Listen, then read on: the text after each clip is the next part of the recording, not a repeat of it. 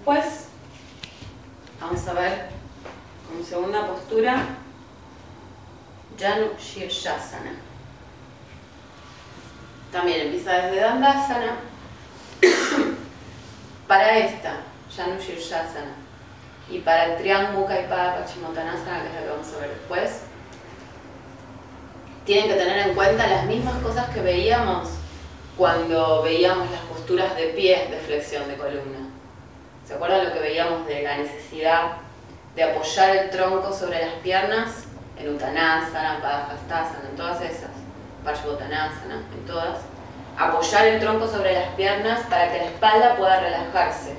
Que sí, ¿se acuerdan que habíamos dicho? Si uno queda así, por ejemplo, la espalda queda en tensión. Aunque uno piense que está estirando, la columna está en tensión.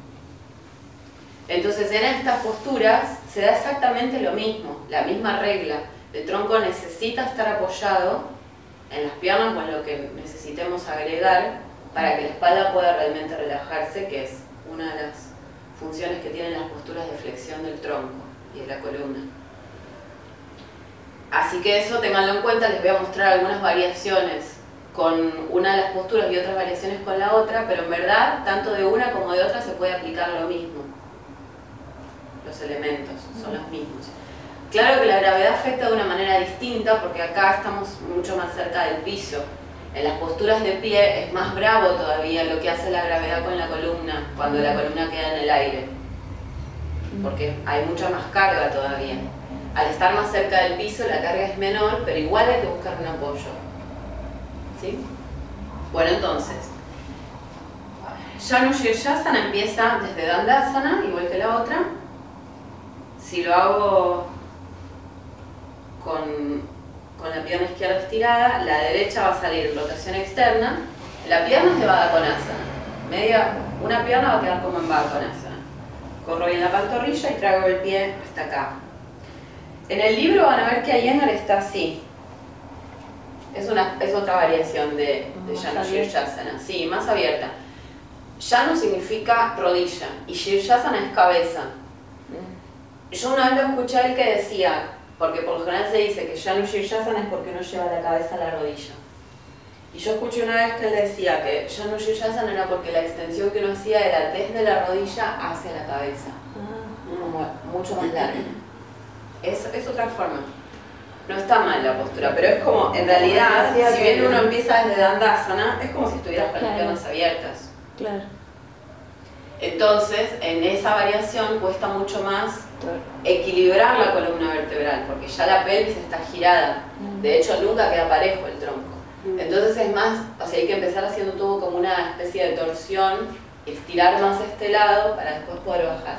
No la vamos a ver así, vamos a verla equilibrada, y si la van sacando bien equilibrada, después simplemente les queda trazar la pierna y seguir trabajando en equilibrar.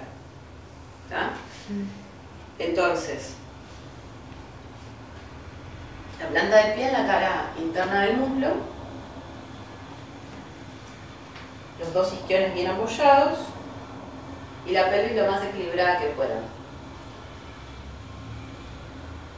En todas las extensiones, en esta postura obviamente que hay un estiramiento profundo de los isquiotibiales, ¿no? Entonces, empiecen a usar los músculos antagonistas para los estiramientos. En el caso de los isquiotibiales, tienen que contraer el cuádriceps para que los isquiotibiales cedan muchísimo más, en realidad. Lo que logramos cuando activamos los antagonistas es que los que se están estirando se estiren más, porque se relajan. Eso es un reflejo que se llama inhibición recíproca. Cuando un músculo se contrae mucho, el que hace la acción opuesta se relaja. Hay que trabajarlo con cuidado para no generar demasiada tensión y que te quede todo el cuerpo lleno de ácido láctico después. Dolorido, como cansado, intoxicado. Entonces hay que hacerlo regulando el tono, tampoco estar todo el día duro, todo el tiempo de mantenimiento de la postura duro. Pero por ejemplo, trabajar cuando inhalo, aumento el tono muscular, cuando exhalo relajo y bajo un poco más. Pero usar los antagonistas. Lo mismo en el caso del tronco. El tronco hace una flexión. Para que estos músculos, los de la espalda, se estiren, los abdominales tienen que estar contrayendo. Porque ahí es cuando la columna se va a flexionar. Los abdominales son flexores de la columna, ¿no? Así que ténganlo en cuenta en esta postura y en la otra también, triángulo caipada, usar los cuádriceps y usar los abdominales. Entonces, para la postura completa, ahora vemos cómo variar. Empiezan con los dos isquiones bien apoyados, se agarran del pie y primero, igual que lo mismo que pasaba en las posturas de pie, se busca una extensión axial de la columna, como alejar el pubis del ombligo y crear espacio en toda la columna como si quisiera estirar desde la coronilla para adelante, no así, creando tensión, sino en el mismo eje, como si alguien me tirara así de la cabeza. Entonces, empujo desde acá, pero cuando empujo desde acá para estirar, no hago así. ¿Se ve eso en la espalda? Sí. No saco los cartílagos costales para afuera y meto la columna, sino que trato de mantener el tronco normal, por eso tienen que contraer los abdominales, fijo las costillas y alargo desde la columna hacia arriba. Y la otra cosa que tienen que ver en esta etapa es por querer tirar, no ser así, no cerrar el pecho, no levantar los hombros. Es como si en el brazo quisieran hacer rotación externa y descender los omóplatos. Hay rotación externa en realidad en el brazo. Entonces hay un par de respiraciones buscando primero alargar, siempre bajando bien los isquiones. En esta pierna marcan la rotación externa, porque esa acción es importante para que no se empiece a desplazar todo el peso hacia la pierna estirada. Y entonces, desde ahí, desde ese estiramiento, ahí bajo la columna hacia la pierna, el tronco hacia la pierna. Y sigo usando el brazo para ayudarme. Activo los abdominales cada vez que exhalo y activo el cuádriceps. No sé si ustedes ven en la espalda, cuando exhalo, como que se genera un alargamiento más, ¿no? Sí. Y siempre bajando los omóplatos, porque si no van a crear tensión en el trapecio. Y para volver, rebobinan. Primero estiran y después van para atrás. Muy bien.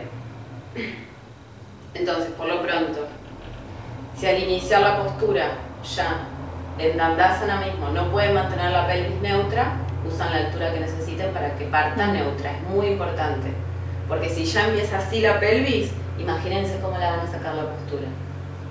Va a salir todo de la columna, no van a poder flexionar la cadera.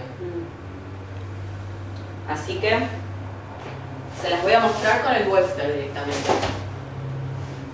con esa variante. Ahí el pie puede pasar por abajo.